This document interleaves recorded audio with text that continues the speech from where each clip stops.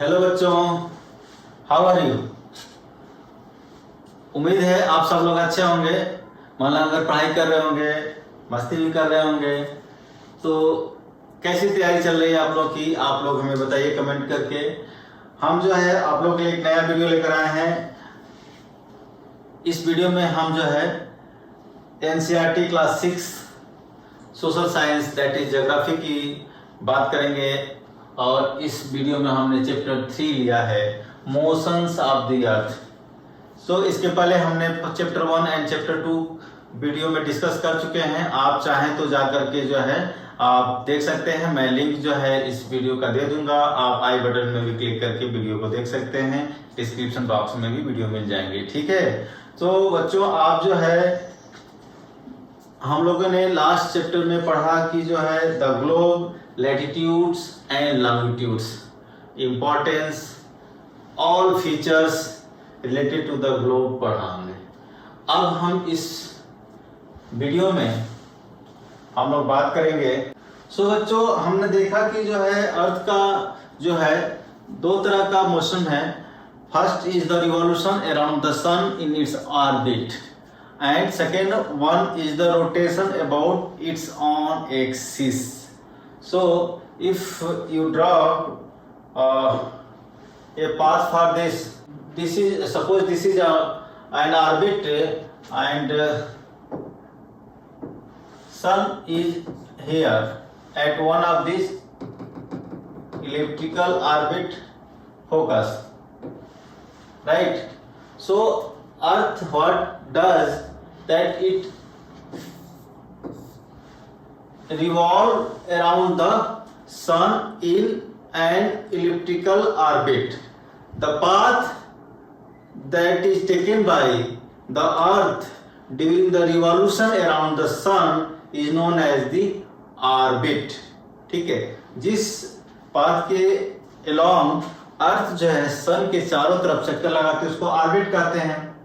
और अर्थ जो है अपने एक्सिस पर भी जो है क्या करती है, वेस्ट टू ईस्ट जो है रोटेट करती रहती है, ठीक है। तो इस तरह से दो उसके मोशन हो गए।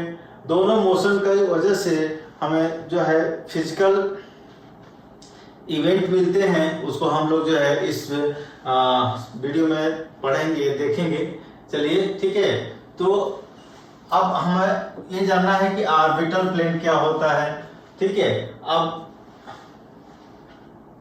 as I discussed that earth revolves around the sun, the path taken by the earth is known as the orbit.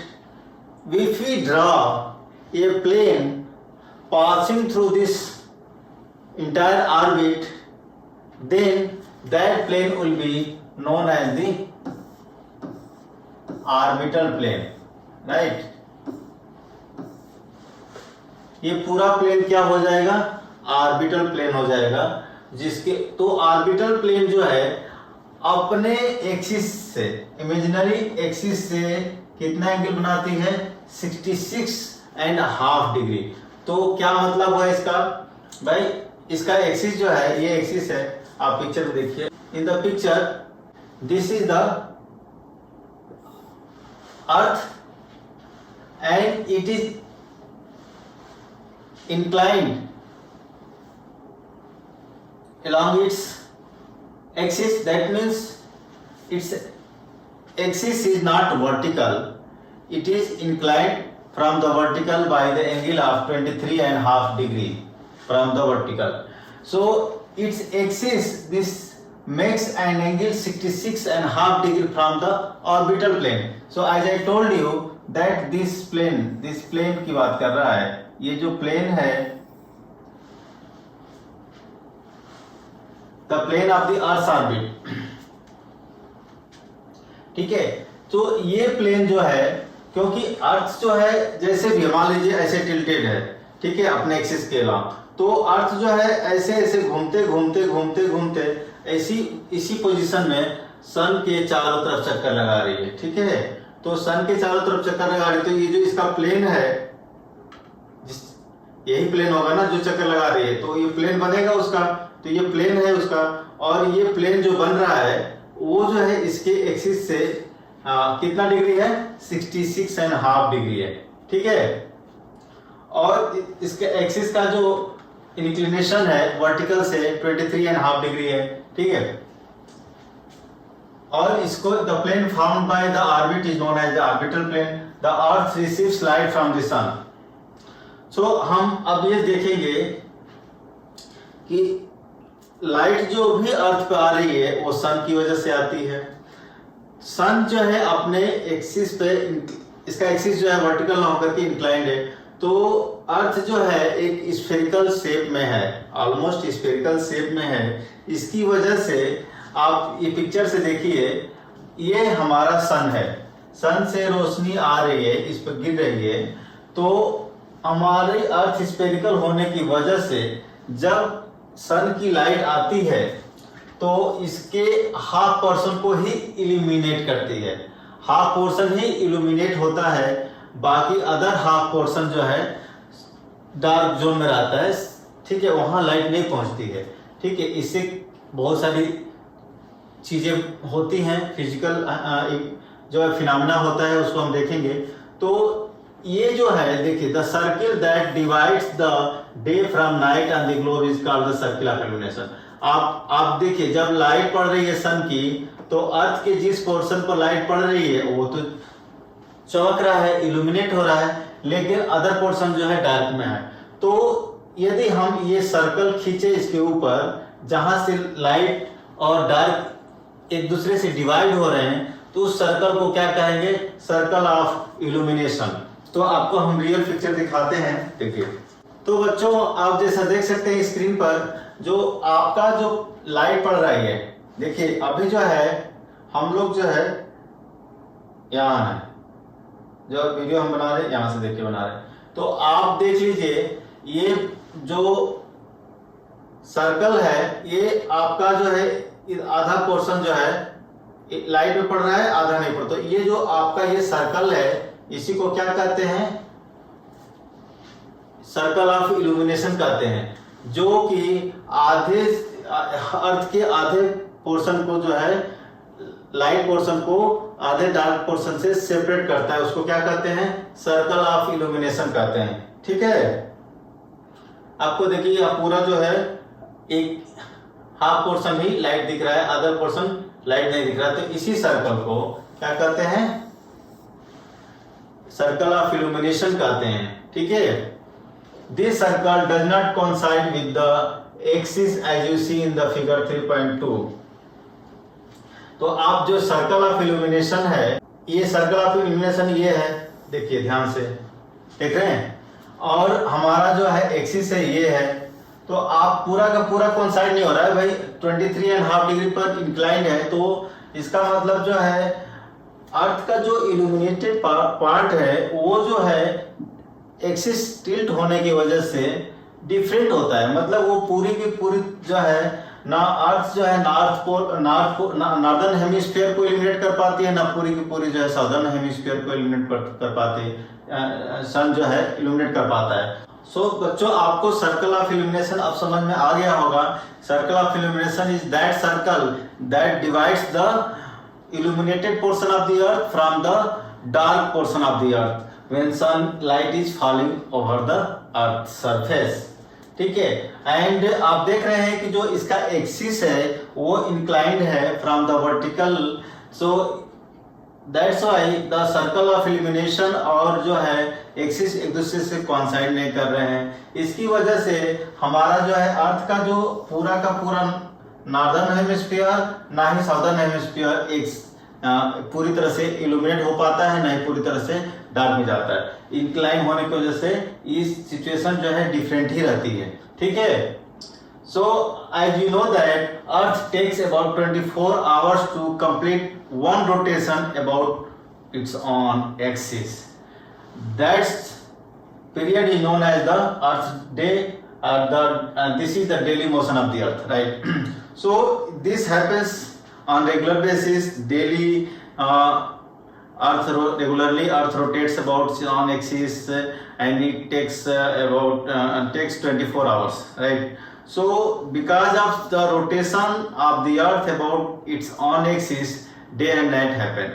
सो दिन और रात जो है अर्थ की अपने एक्सिस के चारों तरफ घूमने की वजह से होता है, ठीक है। और अर्थ जो है अपने एक्सिस के अलोंग तो रोटेट करती है, आप देख रहे हैं। उसके बाद जो है ये जो अर्थ जो है सन के चारों तरफ रिवॉल्व भी करती है, रिवॉल्यूशन भी होता है, ठीक है। तो आप ये देखिए, ये क्वेश्चन है कि what would happen if earth did not rotate.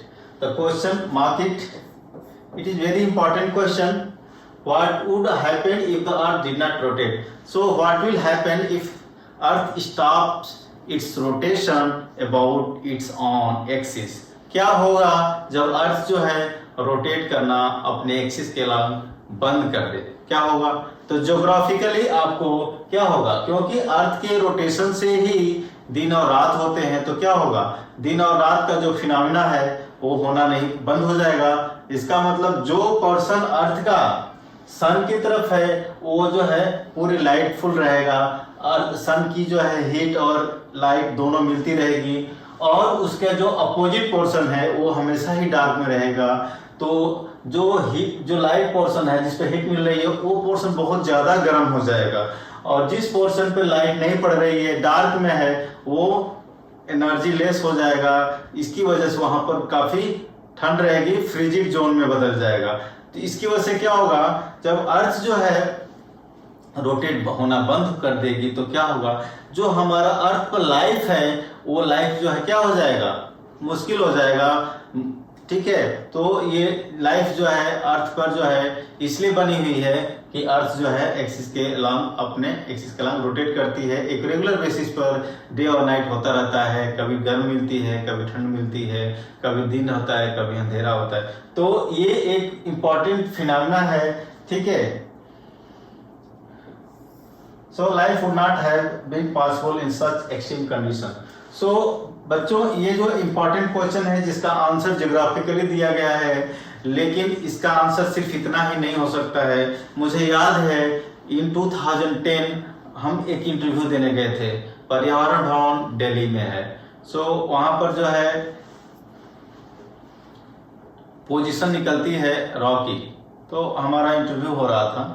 तो उसमें इंटरव्यू बोर्ड में हमारे चेयरमैन साहब ने ये क्वेश्चन पूछ दिया था कि क्या होगा जब अर्थ जो है रोटेशन करना बंद कर देगी। सो आपको विश्वास नहीं होगा, हमने ये आंसर नहीं दिए थे जो कि ज्योग्राफी में दिया गया था। ये तो सब लोग जानते हैं कि ऐसा होगा कि दिन रात होना बंद हो जाएगा, और एक तरफ पूरी रोशनी रहेगी, दूसरी अंधेरा रहेगा। हमने इससे हटके एक अलग आंसर दिया था जो कि जो है पूरी फिजिक्स से रिलेटेड था।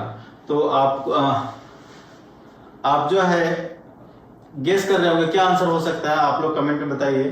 तो आंसर क्या था, हमने कहा कि जो है अर्थ रोटेट करना एक्सिस के अलावा बंद हो जाएगी, तो एक फिजिकल जो फिनोमेना है जो अर्थ के अंदर होती है वो नहीं होगी। आप लोगों को पता है कि अर्थ का कोर जो है मोल्टेन फॉर्म में है, और जब अर्थ अपने एक्सिस के अलावा रोटेट करती है तो वो जो मोल्टेन जो है, जो मटेरियल है, वो उसके अंदर करंट प्रोड्यूस होता है, और उस करंट की वजह से मैग्नेटिक फील्ड जनरेट होता है। उस मैग्नेटिक फील्ड से अर्थ का अपना खुद का एक मैग्नेटिक फील्ड है। इसकी वजह से ये मैग्नेटिक फील्ड जो है पूरी कम्युनिकेशन टेक्नोलॉजी में मदद करती है बच्चों। तो ये बताइए, यदि हम ये अर्थ जो है रोटेट करना ही बंद कर देगी तो क्या मैग्नेटिक फील्ड जो एग्जिस्ट करेगा? नहीं करेगा। सो अर्थ का मोशन, रोटेशन जो है स्टॉप होने से अर्थ का मैग्नेटिक फील्ड वैनिश हो जाएगा। अर्थ का मैग्नेटिक फील्ड वैनिश हो जाएगा तो क्या होगा, जितनी कम्युनिकेशन टेक्नोलॉजी है, जितने सैटेलाइट है, वो सारे जो इंफॉर्मेशन मिल रही है वो नहीं मिल पाएगी। आपका इलेक्ट्रॉनिक सिस्टम जो है काम करना बंद हो जाएगा जो कम्युनिकेशन से रिलेटेड है, ठीक है। आपका जो सैटेलाइट पर जो भी इंफॉर्मेशन मिल रही है जो हमारा मैग्नेटिक फील्ड से रिलेटेड है वो काम करना बंद कर देगा। तो इस तरह के जो आंसर हमने दिया, I was selected in that interview and and this answer itself is given in a Hollywood movie, and you tell me what is the name of that movie. Please comment in the box. if you are watching this video and if you answer this movie name, then I can know that you have seen this video. ठीक है बच्चों, तो ये आपका question है कि कौन सा मूवी में ये जो है पूरा का पूरा जो है ये जो फिजिकल जो फिनोमिना है, जो ये नेचुरल प्रोसेस है अर्थ का रोटेशन और उसका रुक जाना डिस्कस किया गया है। आप लोग हमें बताइएगा जिसने देखा है मूवी, ठीक है। ये I leave this upon you, right. चलिए देखते हैं नेक्स्ट। सो हमारा ये तो अर्थ का rotation about its own axis हो गया, लेकिन अब हम देखते हैं कि जो है जानते हैं कि जो है सेकेंड जो है मोशन जो है अर्थ का अबाउट जो है सन है, revolution of the earth about the sun in its orbit. तो इसको पूरा चक्कर लगाने में अर्थ को सन के चारों तरफ कितना दिन टाइम लगता है? 365 and 1/4 days, ठीक है। तो इसका मतलब होता है कि 365 डेज प्लस 6 आवर्स, ठीक है। तो अर्थ को सन के चारों तरफ इलिप्टिकल ऑर्बिट में रिवॉल्यूशन करने के लिए पूरा वन कंप्लीट रिवॉल्यूशन के लिए कितना टाइम चाहिए? 365 डेज प्लस 6 आवर्स, ठीक है। But generally we take a year as a 365 days and we ignore the 6 hours, but we definitely don't ignore for the forever. We include these 6 hours and it every 4 hours 4 years. So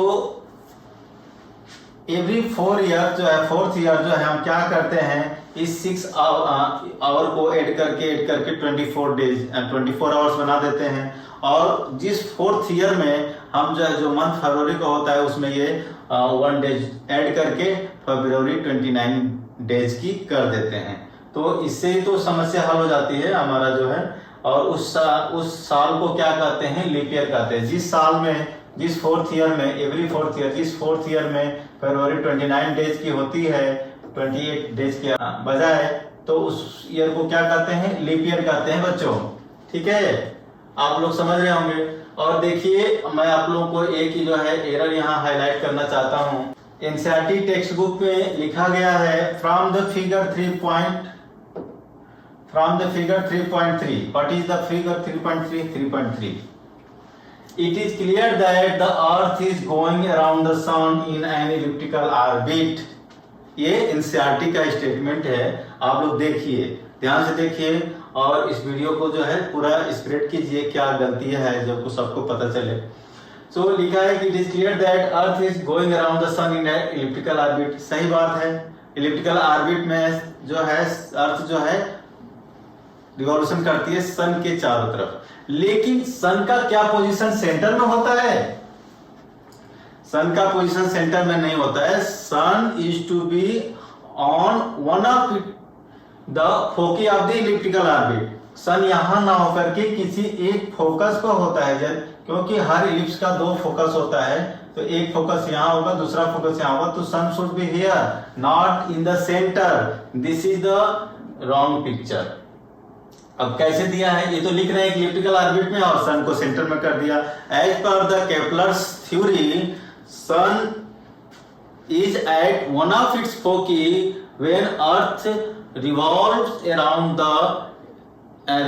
around the sun in an elliptical orbit, ठीक है। तो उसमें आपको Kepler's का law पढ़ेंगे जिसमें उसका time period जो है ऐसे दिया गया है।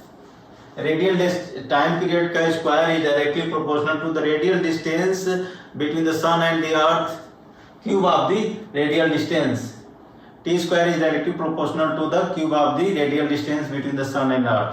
सो ये केपलर्स लॉ के हिसाब से ये पिक्चर पूरी तरह से गलत है। Sun should not be at the centre, ठीक है। और इलिप्टिकल ऑर्बिट तो बता रहे हैं ये तो सही है, लेकिन सन का जो पिक्चर सेंटर में डाल दिया है ये गलत है, ठीक है। तो इस वीडियो को दूसरे दोस्तों में भी शेयर कीजिए ताकि सबको पता चले कि यहाँ पर करेक्शन किया जा सकता है, ठीक है। चलिए और जो एनसीईआरटी को ये बात पहुंच जाए तो हो सकता है इसमें कुछ मॉडिफाई करके आपको अपडेट कर दे नेक्स्ट एडिशन में। ठीक है बच्चों, तो चलिए नेक्स्ट चलते हैं। Notice that through out its orbit the earth is inclined in the same direction.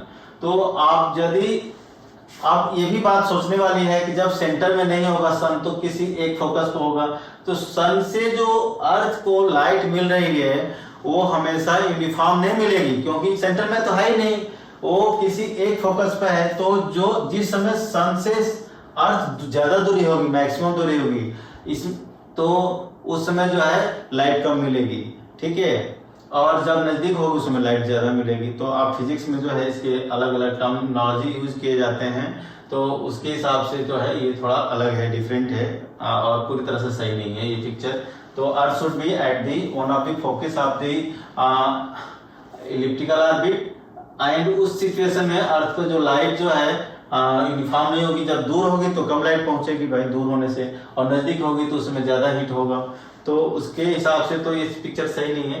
But geographically आप देखिए यहाँ पर जो है हमारे ईयर को जो है डिफरेंट सीजन में डिवाइड किया गया है, जो that is summer, winter, spring and autumn seasons.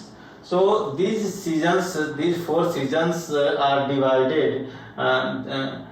divides the year, and it is based on the Earth's different position during a year, right? एक साल में अर्थ के 4 पोजीशन को यहाँ पर दिखाया गया है, और चारों पोजीशन के समय जो है अर्थ का अलग अलग जो है इंक्लिनेशन है, अर्थ का जो अलग अलग पोजीशन है सन के अराउंड, तो आप उसके जो है हिसाब से जो है अलग अलग सीजन बनता है।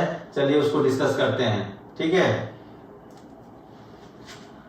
तो अब हमने ये देखना है कि मान लीजिए अर्थ जो है एक एक पोजीशन पे देखते हैं। चलिए,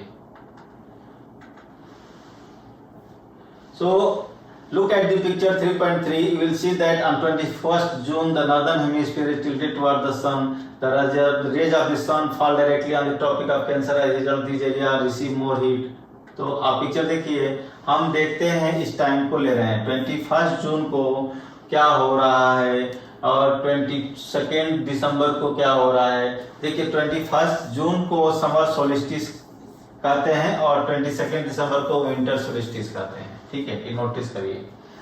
21 जून को अर्थ का जो एक्सिस का इंक्लिनेशन तो सेम ही रहता है हर जगह, लेकिन जब अर्थ जो है सन के इस तरफ है तो ये जो आपका जो है नॉर्दर्न हेमिस्फीयर जो है ज्यादा एरिया में क्या हो रहा है, लाइट हो रहा है, गर्मी मिल रही है।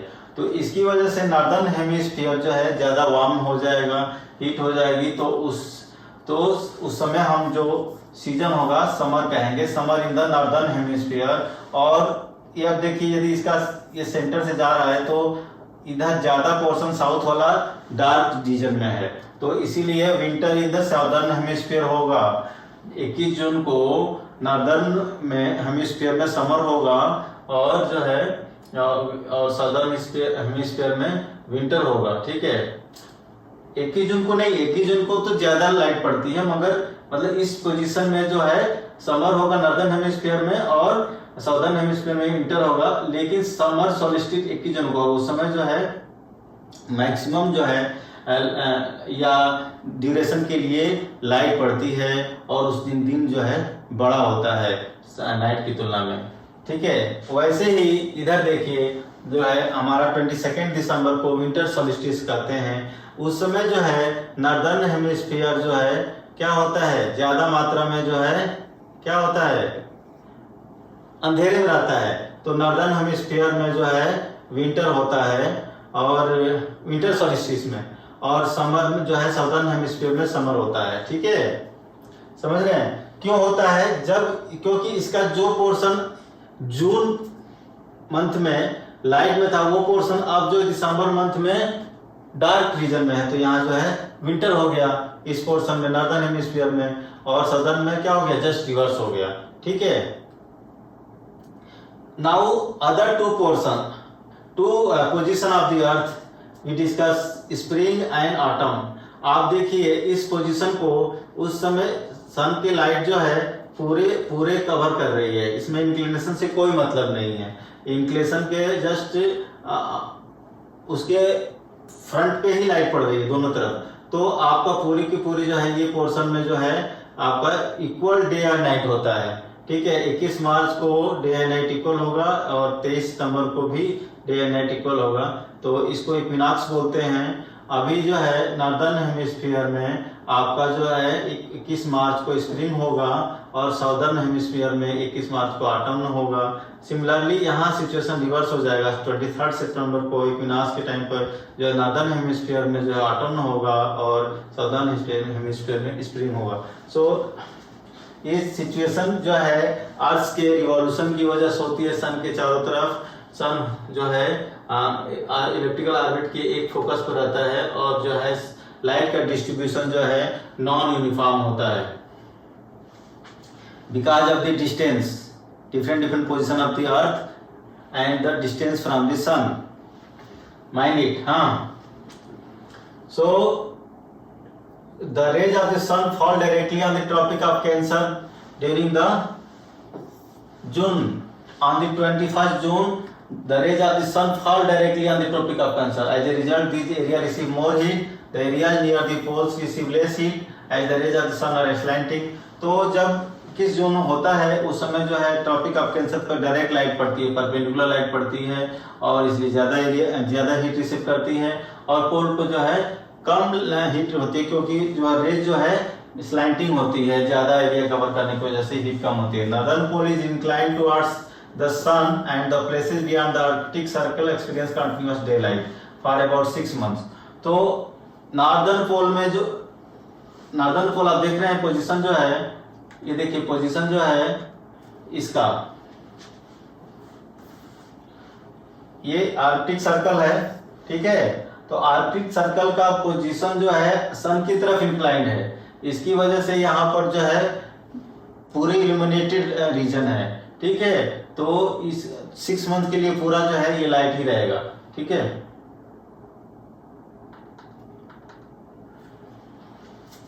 Continuous day light for about 6 months। Since a large portion of the northern hemisphere is getting light from the sun, it is summer in the region north of the equator। तो हमने जैसा बताया कि जो है इक्वेटर के north में summer होगा और जो है साउथ में जो है विंटर होगा। The longest day and the shortest night at this places occur on 21 जून। ठीक है, तो सबसे बड़ा दिन जो है 21 जून को होता है और जो है सबसे छोटी रात जो है 21 जून को होती है। At this time in the southern hemisphere all these conditions are reversed. It is winter season there, nights are longer and the days are shorter. This position of the earth is called the summer solstice. Similarly on the 22nd December, the tropic of Capricorn receives the direct sunlight and as the south pole tilts towards the sun। ठीक है, तो ये position जो है देखिए picture में, देखिए यहाँ पर जो है ये साउथ पोल जो है डायरेक्ट जो है सनलाइट के सामने है, तो यहाँ पर डायरेक्ट सनलाइट मिलती है। ठीक है, ट्रॉपिक ऑफ कैप्रिकॉर्न जो है पूरा सनलाइट जो है डायरेक्ट फॉल करती है। A large portion of the southern hemisphere gets light, therefore it is summer in the southern hemisphere with the longer days and shorter nights। The reverse happens in the northern hemisphere। This position of the earth is called the winter solstice। Do you know that Christmas is celebrated in Australia in the summer season? So आपका northern hemisphere में India जैसे है उसमें समय जो है Christmas जो है दिसंबर में मनाया जाता है, तो आप तब जो है ठंडी होती है तो विंटर होता है। लेकिन जो है ऑस्ट्रेलिया जो सदर्न हेमिस्फीयर में है तो उस समय क्या होगा, समर होगा ना। तो इसकी वजह से ही कह रहा है कि आप क्रिसमस जो है ऑस्ट्रेलिया में कब मनाया जाता है, समर सीजन में मनाया जाता है। On 21st March and September 23rd, direct rays of the sun fall on the equator। तो आप इस पोजीशन में देखिए, पिक्चर में देखिए, ये जो इक्वेटर है, ये मान लीजिए इक्वेटर है ना ये, तो यहाँ इक्वेटर पर जो है लाइट जो है डायरेक्ट पड़ रही है। ये नहीं है कि इंक्लाइंड है इसकी तरह, इस पोजीशन की तरह तो इंक्लाइंड नहीं है कि इधर पीछे चला गया, ये इस पर पूरा इक्वेटर पर लाइट पड़ रही है डायरेक्ट। तो इसकी वजह से जो है this neither of the poles is tilted towards the sun, so the whole earth experiences equal days and equal nights. This is called the equinox. तो अब ऐसा तो नहीं है कि जब ये पोजीशन हो रहा है, ये सन है और ये अर्थ है, तो अर्थ की जो सन का लाइट जो है पूरे इक्वेटर पड़ रहा है और दोनों पोल पे भी कवर हो रहा है। मतलब पूरा जो है अर्थ का जो है पोजीशन, अर्थ जो है पूरी तरह से इल्यूमिनेट हो रही है। तो और उसके अपोजिट में जो है पूरी अंधेरा रह रहा है, फुल डार्क रहा है। तो पोल का इसमें कोई रोल नहीं है कि पोल अंधेरे में है, वो दोनों पोल लाइट में है, इक्वेटर भी लाइट में। तो पूरी जो है अर्थ का आधा पोर्शन लाइट में है, आधा डार्क में है, तो इक्वल डे एंड नाइट होता है। ठीक है, इसीलिए कह रहा है कि at this position neither poles is tilted towards the sun, so the whole earth experiences equal days and equal nights. कोई दिन छोटा बड़ा नहीं होता है इस टाइम पे, इसको इक्विनॉक्स पोजीशन कहते हैं, अर्थ का इक्विनॉक्स पोजीशन है। और this happens on the 21st March and September 23rd। On 23rd September it is autumn season. लेकिन देखिए अब इसमें थोड़ा सा सीजन को ध्यान रखिए। 23rd सितंबर को ऑटम सीजन होता है नॉर्दर्न हेमिस्फीयर में, लेकिन 21 मार्च और जो है साउदर्न हेमिस्फीयर में जो है स्प्रिंग सीजन होता है। लेकिन ये अब केस जो है 21 मार्च को अपोजिट होता है। जैसे 23rd सितंबर को ऑटम सीजन नॉर्दर्न हेमिस्फीयर में होता है, उसी तरह के 21 मार्च को नॉर्दर्न हेमिस्फीयर में स्प्रिंग सीजन हो जाता है, जस्ट रिवर्स हो जाता है। और साउदर्न हेमिस्फीयर में जो है ऑटम सीजन हो जाता है। Thus, you find that there are days and night and changing the season because of the rotation and revolution birth. तो ये जो सीजनल वेरिएशन है हमारे अर्थ पे, वो जो है that is because of the revolution of the earth around the sun in an elliptical orbit. ये सिर्फ अर्थ के सूर्य के चारों तरफ चक्कर लगाने की वजह से ही सीजन में चेंजेस आते हैं। ठीक है, समर, विंटर, ऑटम, स्प्रिंग, ये सब जो है सन के चारों तरफ अर्थ का इलिप्टिकल ऑर्बिट में चक्कर लगाने की वजह से ही होता है। और दिन और रात, डे एंड नाइट जो है अर्थ के rotation about its own axis के वजह से होता है। तो बच्चों आप ये बात समझ गए होंगे, लेकिन ये बात जरूर नोटिस कीजिएगा कि सन जो है ऑर्बिट के सेंटर में नहीं होता है, वो उसके एक फोकस होता है। इलिप्स का जो है मैंने जैसे बताया, इलिप्स के दो फोकस होते हैं और जो है इनका दो एक्सिस होता है, एक माइनर एक्सिस बोलते हैं और एक मेजर एक्सिस बोलते हैं। तो ये माइनर एक्सिस छोटा वाला हो गया, बड़ा वाला मेजर एक्सिस। ठीक है, आप जो क्लियर जानना चाहते हैं तो आप केपलर्स थ्योरी भी देख सकते हैं, तो उसके हिसाब से जो है आपको पता चल जाएगा। ठीक है, सो बच्चों हमने इसमें इस वीडियो में क्या डिस्कस किया, अर्थ का motion. Earth has two kind of motion, revolution around the sun and rotation about its own axis. और दोनों तरह के मोशन से दो तरह की फिजिकल फिनोमेना होती है। पहला तो डे एंड नाइट होता है अबाउट रोटेशन की वजह से, rotation about its own axis की वजह से। और जो सीजनल वेरिएशन है वो जो है 4 जो सीजन्स हो रहे हैं वो अर्थ के रिवॉल्यूशन अराउंड द सन की वजह से होते हैं। ठीक है, हमने ये भी देखा कि लीप ईयर कैसे बन रहा है। जब हमारा 365 डेज 6 आवर्स का जो पूरा वो ईयर होता है, तो 6 आवर्स को हर साल जो है उसको छोड़ देते हैं। जनरली 365 डेज लेते हैं और 6 आवर्स को 4 ईयर्स के लिए कलेक्ट करते हैं। तो 6 × 4 क्या हो जाएगा 24 आवर्स। और जैसे ही 4th ईयर होता है उसमें जो है फरवरी में क्या करते हैं, उसको डेज बना करके ऐड कर देते हैं। उस ईयर को लीप ईयर कहते हैं, जिसमें फरवरी 29 डेज की होती है। ठीक है, सो these all are the things that are being discussed in this chapter, Earth's motion। आप जो है ये एक्सरसाइज आसानी से कर सकते हैं। हमें उम्मीद है कि हमने जो आपको वीडियो में जो लेक्चर दिया है उसको समझ में आ गया होगा, और जो है आप जो है इसको आसानी से करने की कोशिश कीजिए। मैं शॉर्ट आंसर भी दे सकता हूँ। Movement of the earth around the sun is revolution. Direct rays of the sun fall on the equator. कब होता है? इक्वेटर पर डायरेक्ट जो 21 ये आपका जो है 21 मार्च को होता है। ठीक है, और Christmas is celebrated in summer in the Australia. Cycle of the season is called due to the season cycle क्यों होता है? Due to the revolution of the earth. Fill in the blanks. A leap year has 29 day. कितने number of days कितने होंगे? 366 days हो जाएंगे leap year में। Daily motion of the earth is क्या है? Rotation.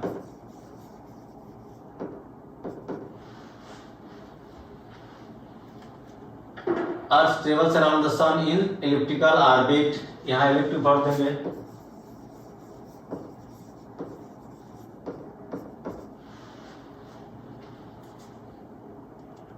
Sun's rays fall vertically on the Tropic of Cancer on 21st June। 21 जून को tropic of cancer पर डायरेक्ट सनलाइट पड़ती है और 22 दिसंबर को ट्रॉपिक ऑफ कैप्रिकॉर्न में पड़ती है। तो यहाँ पर क्या होगा? कैंसर होगा, ट्रॉपिक ऑफ कैंसर। और days are shorter during in which season? Winter season. ठीक है। सो बच्चों यह वीडियो कैसा लगा आप जो है हमें कमेंट करके बताइए, और अच्छा लगा तो लाइक कीजिए और चैनल को सब्सक्राइब कीजिए। चैनल हीरक IAS यूट्यूब चैनल को सब्सक्राइब कीजिए यदि पहली बार देख रहे हैं वीडियो को, या अभी तक नहीं सब्सक्राइब किए तो इसको सब्सक्राइब कर लीजिए। This is my request, so that कि आपको हमसे जुड़े रहें, आप हमसे जुड़े रहें, मैं आपसे जुड़ा रहा हूं, और जब भी मैं वीडियो डालूं आपको पता चल जाए कि हाँ हमने वीडियो डाला है, इंफॉर्मेटिव वीडियो आपके लिए है। और आपको कौन से टॉपिक वीडियो चाहिए वो भी हमें बता सकते हैं, हमें जो है इन्फॉर्म कर सकते हैं कमेंट के थ्रू। ठीक है। तो चलिए अब वीडियो यहीं क्लोज करते हैं। Thank you, bye bye.